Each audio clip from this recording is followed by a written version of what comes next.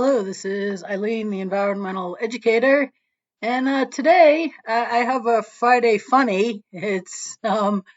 Sometimes you just gotta laugh at things, and so when I can, I bring you Friday funnies. And the funny that we have today is the Farmers Almanac put out their 2022-23 winter outlook, and the funny thing about that is it's predicting a particularly harsh winter across much of the north with real shivers. Shake, shiver, and shovel is what they say. But it gets into the funny ha ha because NOAA, National Oceanic Atmospheric Administration, I believe, they agree to disagree, and their conflicts are in their forecasts are in conflict.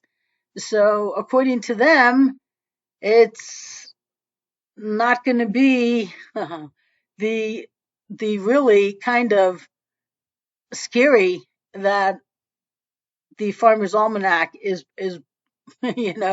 predicting. They are calling this the hibernation zone, glacial and snow filled, which this is um, you know a lot of the Rocky Mountains here, and this water does go down out here to where you like Lake Mead and the Great Lake, the Great Salt Lake, and Lake Powell down here, and they're running out of water down here, and it's really the snow in the mountains here that feeds all of these lakes and rivers that get to them.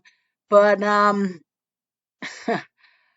yeah, this is interesting wording, I guess, is that calling it a hibernation zone.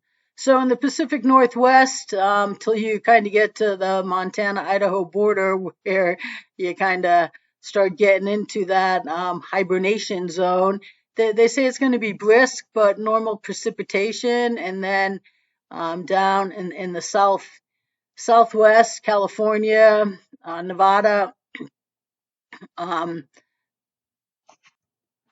Utah, and Arizona, drier than normal, and then down here in the south, um, New Mexico and Texas and Oklahoma and Louisiana and Arkansas, chilly with normal precipitation. And then down here in the southeast, they're saying shivery. Even down here in Florida, down all the way to the bottom, shivery, wet and slushy, unreasonably cold and snowy in the central north, and then significant shivers, slushy, icy, snowy in the northeast, as far down to like DC and Delaware and Maryland. So yeah, that's they call the Farmer's Almanac a whimsical forecast, hinting at a particularly harsh winter across much of the north, with real shivers that might send people in the Great Lakes areas and the north central regions hibernating. And yeah, I'm not sure that I really call hibernation forecast whimsical, but okay. They do here in this article. They say that in the hibernation zone, it could drop to as low as -40 in north central states in mid January, which would be near record territory for some cities like Fargo in North Dakota. I know when I first moved to Big Sky, December was wicked cold. And, there was between December and January, there was truly just straight on -40, -45 before even wind chill, nighttime temperatures. I don't know if I said 7, 10 times over those 2 months. I'm not even exaggerating. -20 was just kind of like, oh yeah, okay, it's night. So, but we haven't really seen temperatures like that, but in a while. But I can tell you, I've been out in -40, -45, and it's cold.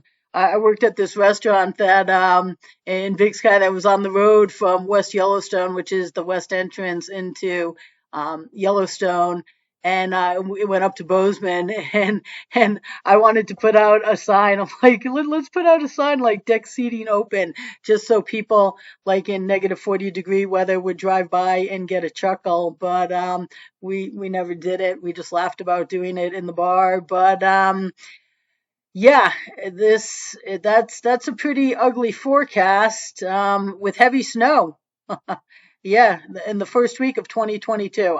I don't know how they can predict that in the first week. The weather can't even predict, with accuracy until you're a few days out. So I'm not sure. But, right here, they tell you how to successfully dig out your car from the snow after you find it.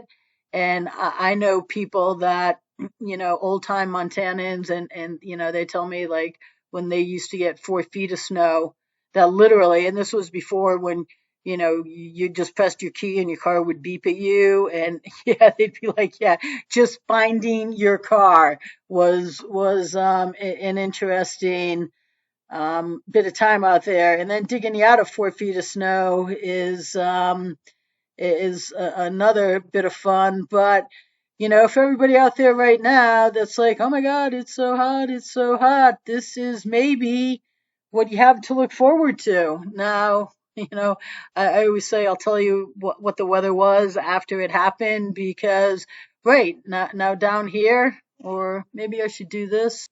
So yeah, if we put them side by side, it's a completely much better forecast. I know, I don't know, maybe I'm just getting older, or maybe I've just been too many years in ski towns where you just live in winter a bunch of months, and you're out there in the elements skiing every day.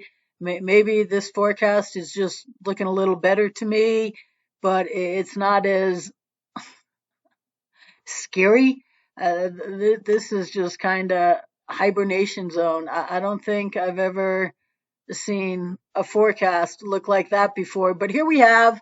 This is what makes it a Friday Funny, people, because here we have two professional, weather predicting organizations that have almost not complete opposites, but yeah. There's a big opposite here. Have a completely different forecast. It's like, when you look at all the projected paths of hurricanes, right there, you see 20 of them at the beginning of it, and they're all over the place, But this is all over the place, and this is why it's a Friday Funny, because these people are paid professionals, and one of them is going to be very wrong. And the thing about that is they're still going to have their job. Yeah, that's interesting. So while we are in the dog days of summer and everybody's just yapping about how hot it is because it gets hot in summer, remember, we're a few months away from you wishing for heat. Okay, when you're trying to find your car in snow and you're hibernating because it's -45 degrees outside, um, yeah, you're going to be appreciating the days that you have here. So appreciate that. And this is just a little Friday funny, because how can two places just have completely different, conflicting winter forecasts? And even this little kid even knows it's funny. So yeah, everybody does. So stay tuned, people.